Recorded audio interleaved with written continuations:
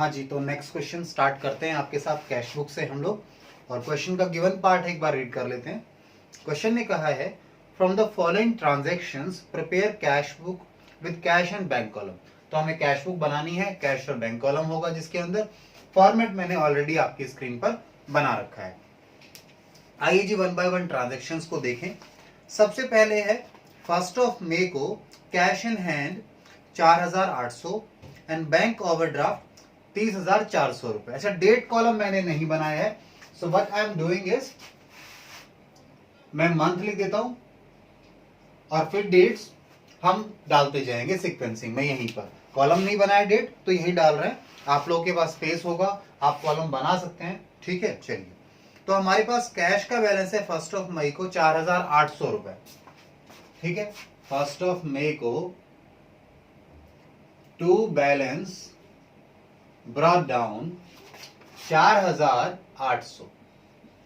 ठीक है, ऐसे ही उन्होंने हमें बैंक का बैलेंस भी दे रखा है, ओवरड्राफ्ट यानी नेगेटिव बैलेंस है 30,400 रुपए। आइए जी, 1 मई बाय बैलेंस ब्रॉट डाउन यानी ओपनिंग बैलेंस है 30,400 रुपीज। ठीक है, ये हमारा ओपनिंग बैलेंस आ गया कैश और बैंक का। इसके बाद सेकंड ट्रांजैक्शन दिया है सेकंड डे को, कहा है फ्रेश कैपिटल इंट्रोड्यूस। आपने 20,000 रुपए की फ्रेश कैपिटल इंट्रोड्यूस की बिजनेस में, कुछ नहीं बताया तो कैश में इंट्रोड्यूस की हुई आजी टू कैपिटल अकाउंट। कैश में इंट्रोड्यूस हुई है 20,000 रुपीज। ठीक है, इसके बाद आइए नेक्स्ट ट्रांजैक्शन।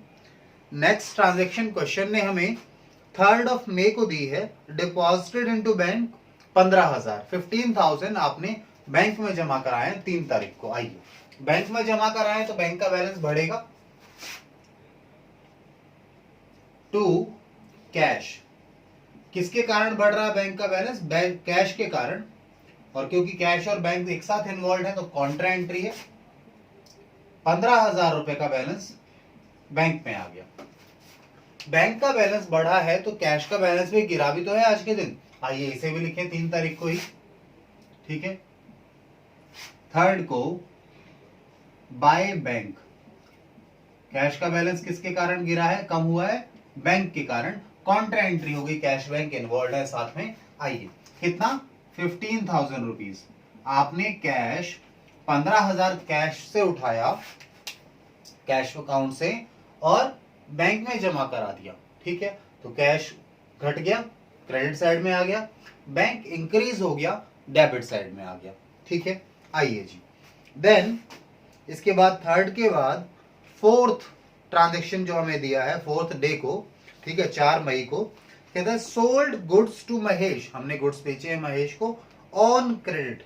देखिए, आपने उधार में गुड्स बेचे हैं, आप क्रेडिट में बेच रहे हैं, उधार में गुड्स बेच रहे हैं, तो इसमें कैश ना तो इन्वॉल्व है ना ही बैंक इन्वॉल्व है, तो ये एंट्री जो है कैश बुक में नहीं होगी।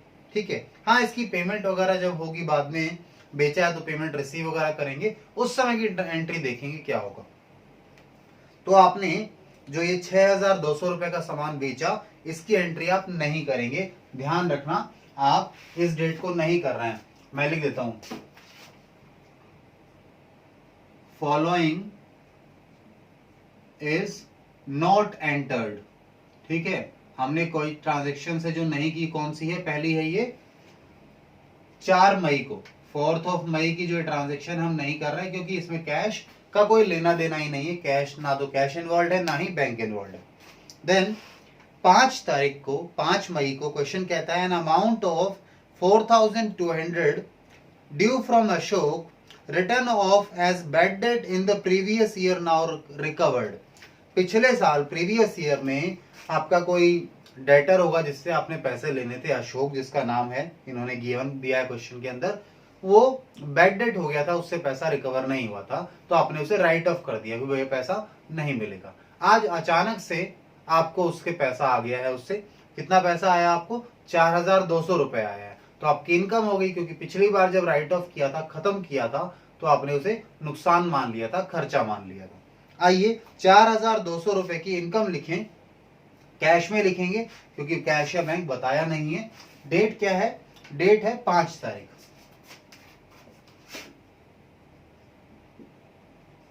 To bad debt recovered account,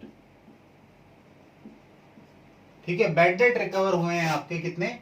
4,200 rupees के। बैंक से कोई लेना देना नहीं है, कैश में हमने इसको लिख लिया है। आइए जी आगे चलें यहां से। इसके बाद देखिए हमारे पास नेक्स्ट है 6 तारीख को, 6 मई को क्वेश्चन कहता है withdrew from bank for payment of life insurance premium. आपने लाइफ इंश्योरेंस प्रीमियम पे करने के लिए बैंक से पैसा निकाला 6 तारीख को। पैसा निकाला है तो कैश या बैंक दोनों में से कोई कम हो रहा है, इस साइड ही लिखेंगे। आइए बैंक से पैसा निकाला है तो बैंक में कम हुआ है कितना? अमाउंट कितना था ये? 3,000, सॉरी 6,000 लिख रहा हूं मैं, 3,000 था। अब ये 3,000 रुपए निकाले हैं बैंक से, किससे निकाले हैं? लाइफ इंश्योरेंस प्रीमियम पे करने के लिए। आपको बताया लाइफ इंश्योरेंस प्रीमियम बिजनेस का तो हो नहीं सकता, ये किसी लाइफ पर है, इंडिविजुअल की लाइफ का, यानी प्रोपराइटर आपके ऑनर को लिए आपने लाइफ इंश्योरेंस परचेज किया। ऑनर का पर्सनल खर्चा बिजनेस का खर्चा तो है नहीं, ठीक है। खर्चा कैसे मान लें इसको? ठीक है, तो इसे आप क्या मानेंगे? ड्रॉइंग्स मांगेंगे। क्या मानेंगे जी? ड्रॉइंग्स मानेंगे। तो आइए लिखें बाय ड्रॉइंग्स अकाउंट 3,000 रुपए का जो प्रीमियम पे किया उसकी एंट्री कर लीजिए 6 तारीख को। इसके बाद आगे चले, नेक्स्ट हमारे पास 8 तारीख को क्वेश्चन कहता है रिसीव्ड चेक फ्रॉम महेश। हमें महेश से एक चेक मिला, कितने रुपए का? 6,000 का, इन full settlement of his account and deposited the same in bank. और हमने ये बैंक में जमा भी करा दिया। आपको जानने की जरूरत नहीं है कितना लेना था कितना नहीं लेना था, आपको तो ये ध्यान देना है कैश बुक बनाते समय या फिर लेजर में कैश अकाउंट और बैंक अकाउंट बनाते समय, क्योंकि दोनों एक तरीके से ही बनते हैं, ठीक है। ये ध्यान देना है कि पैसा आ रहा है या जा रहा है, और आ रहा है या जा रहा है तो कितना आ रहा है या कितना जा रहा है, ठीक है, इस पर ध्यान देना है। तो 6,000 रुपए का आपको चेक मिला है महेश से। आइए लिखें इसकी एंट्री 8 तारीख को टू महेश,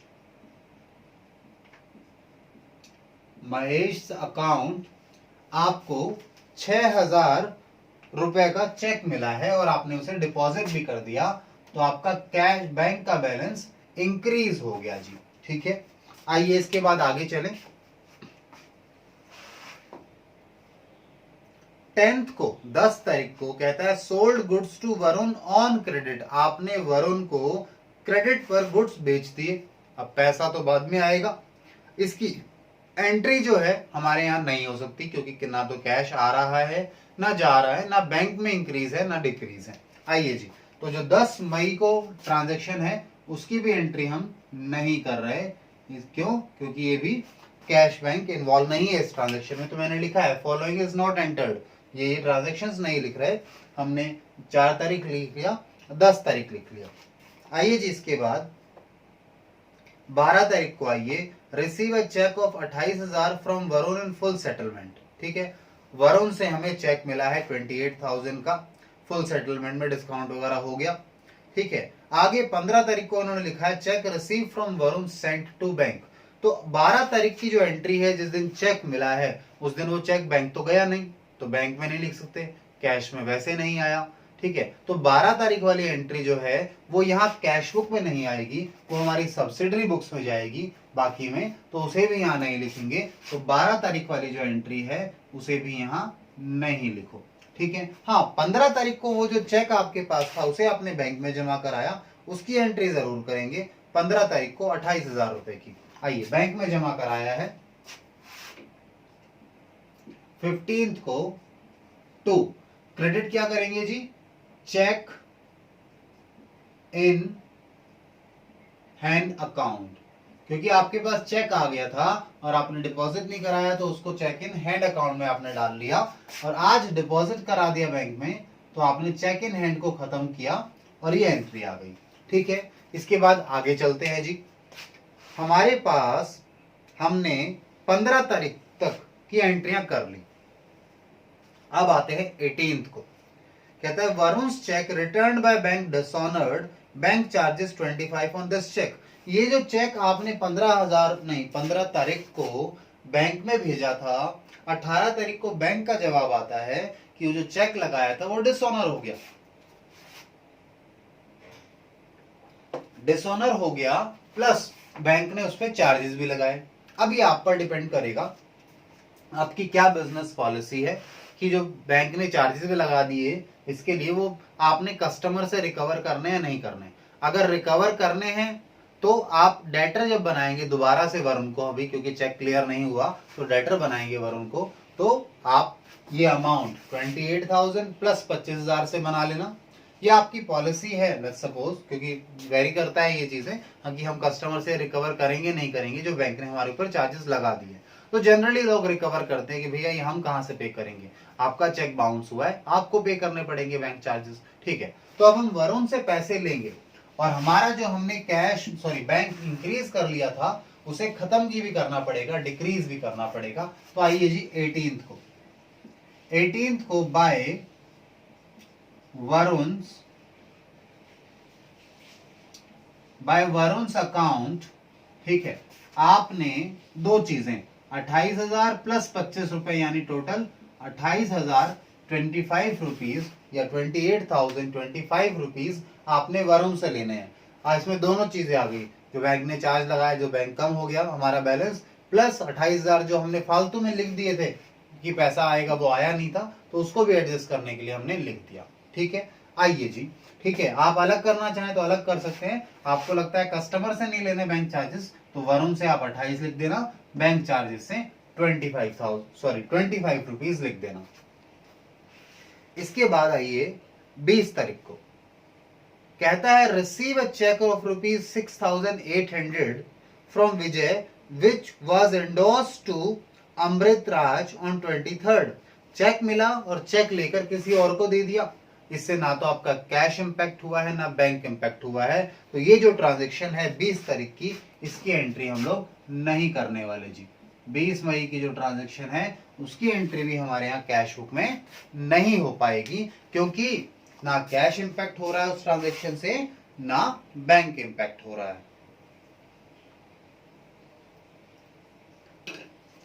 अब आगे चलते हैं। आगे हमारे पास हमने 20 तारीख तक देख लिया आपके साथ। अब आते हैं 25 तारीख को। 25 तारीख को कहता है withdrew cash from bank 5,000 for paying gift to his daughter on her birthday.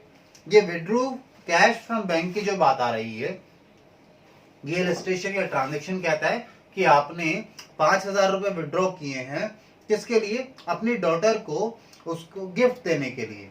ठीक है ना, बर्थडे गिफ्ट देना है तो कोई दिक्कत नहीं है।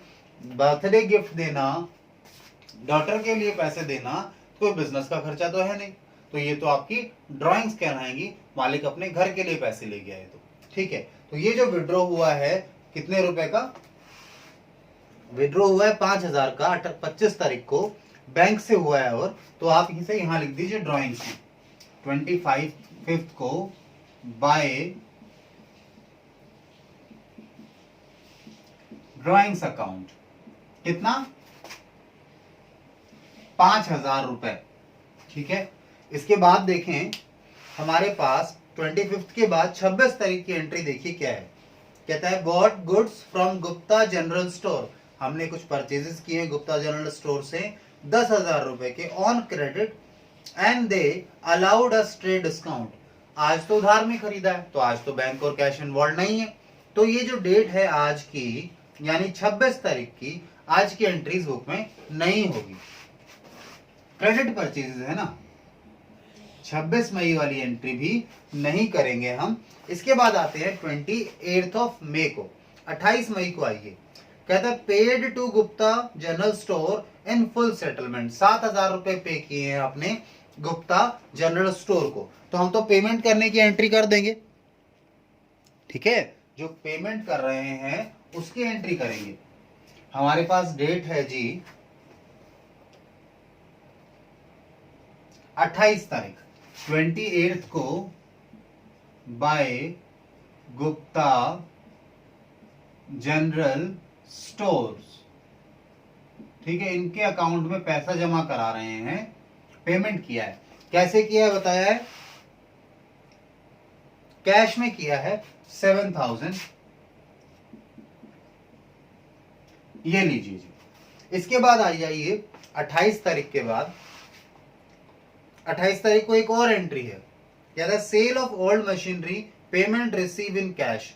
28 को आपने एक ओल्ड मशीनरी बेच दी जिसका 7700 रुपए आपको कैश में आ गया। तो आइए जी 28 को टू मशीनरी, भाई मशीनरी अकाउंट में ही तो था, मशीनरी गई, पैसा आ गया 7700 रुपए, ठीक है, और मशीनरी हमारी खत्म हो गई, पैसा मिल गया, उसके बदले हमें बेच दी मशीनरी, ठीक है। उसके बाद 30 तारीख को कहता है पेड सैलरी बाय चेक, हमने सैलरी का पेमेंट किया है चेक से 1500 रुपए का। आइए 30 तारीख को सैलरी का पेमेंट करें 1500 रुपए का। 30th को बाय सैलरीज अकाउंट, खर्चा है हमारा कितने का, 1500 रुपए का, चेक से पेमेंट हुआ है 1500, बैंक कॉलम में लिखेंगे। उसके बाद paid rent in cash, rent जो है आज के दिन आपने कैश में पे किया है, सो बाय रेंट अकाउंट, कितना 2000 रुपए का आपने रेंट पे किया, और वो कैसे पे किया जी, कैश में पे किया, ठीक है।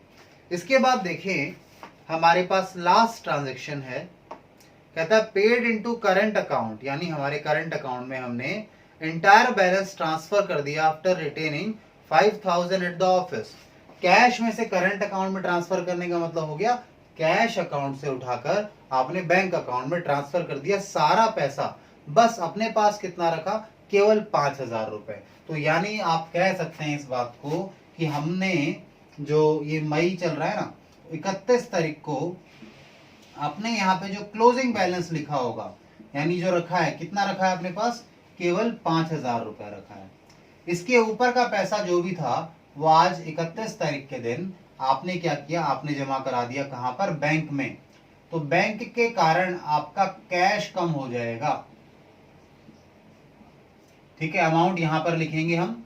और ऐसे ही हमें निकालना है ये अमाउंट कितना है, ऐसे ही अगर 31 तारीख को आपने बैंक में जमा कराया है तो बैंक का बैलेंस भी इंक्रीज होगा 31 तारीख को कॉन्ट्रा से, ठीक है, वो पैसा यहां आएगा। तो आपको ये बैलेंस अमाउंट निकालना है, तो आइए इस पर चले। ये बैलेंस यानी कितना पैसा आपने बैंक में जमा कराया है, कुछ नहीं करना, आपके पास ये सारा पैसा आया है, उसमें से ये सारा चला गया और ये बच गया, तो ये डिफरेंस अपने आप बैलेंसिंग फिगर आ जाएगा। आप कह सकते हैं ये जो कॉन्ट्रा है ये बैलेंसिंग फिगर है आपका, इस बार क्या है, बैलेंसिंग फिगर है। आइए जी निकालें इसको। तो एक काम कीजिए, सबसे पहले आप डेबिट साइड का टोटल कर लीजिए, डेबिट साइड का टोटल करो, हमारे पास 4800, 20000, 4200 और 7700, इनका टोटल कितना आ गया, कितना टोटल करके बताओ, कितना टोटल आ रहा है इनका, ये लीजिए जी, बताइए कितना टोटल है डेबिट साइड का हमारा, कितना, 36,700, 36,700 हमारा डेबिट का टोटल आ गया। ये तो हमारे पास कैश आया है, उसमें से हमने 15,000, 7,000 और 2,000 की तो पेमेंट कर दी, या तो बैंक में जमा कराया या कोई खर्चे की पेमेंट किया और किसी तरीके से पैसा पे कर दिया। 5,000 हमारे पास अभी बच गए, ठीक है, 5,000 बच गए, तो आपने कुछ अमाउंट कहां ट्रांसफर कर दिया होगा, आपने बैंक में ट्रांसफर कर दिया, जो क्वेश्चन में बोला था हमने उसे क्या कहा, बैलेंसिंग फिगर निकालेंगे इसे हम। तो 36,700, तो इन सब का टोटल देखा होगा आप लोग, ठीक है।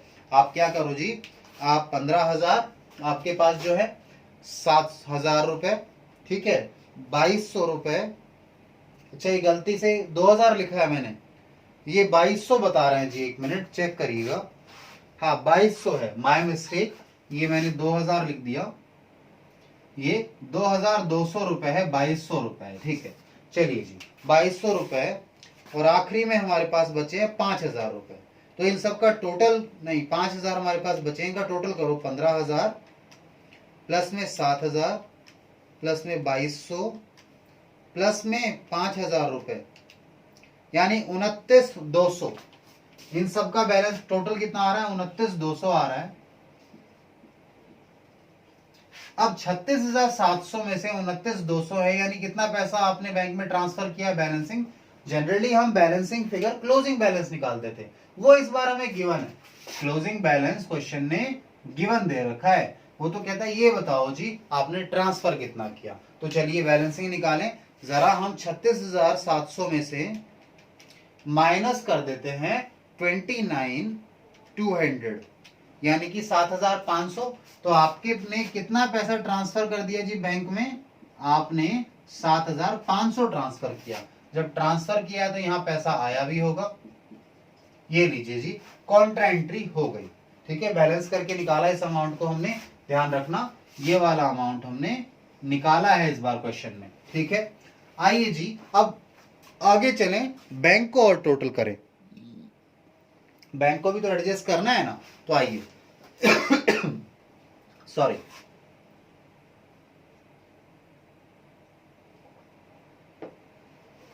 बैंक के लिए बैंक में ओवरड्राफ्ट था, और देखो ओवरड्राफ्ट को अगर देखें 30, 28, मेरे ख्याल से क्रेडिट साइड ही ज्यादा लग रहा है मुझे तो, ठीक है। चलिए जी तो क्रेडिट साइड का टोटल कर लो। सबसे पहले क्रेडिट साइड का 30,400, ठीक है जी।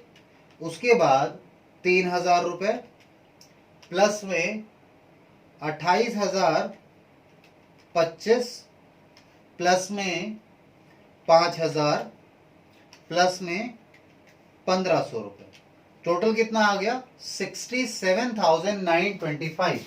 क्रेडिट साइड का टोटल है 67,925, ठीक है। आप भी एक बार चेक कर लेना, मेरा टोटल ये आया है, ठीक है। अच्छा अब डेबिट साइड का टोटल और करके देखो, कहीं ज्यादा ना हो डेबिट, मेरे को लग नहीं रहा, क्रेडिट साइड ही ज्यादा है, फिर भी कर लेते हैं, कैलकुलेशन करने में कोई दिक्कत नहीं है।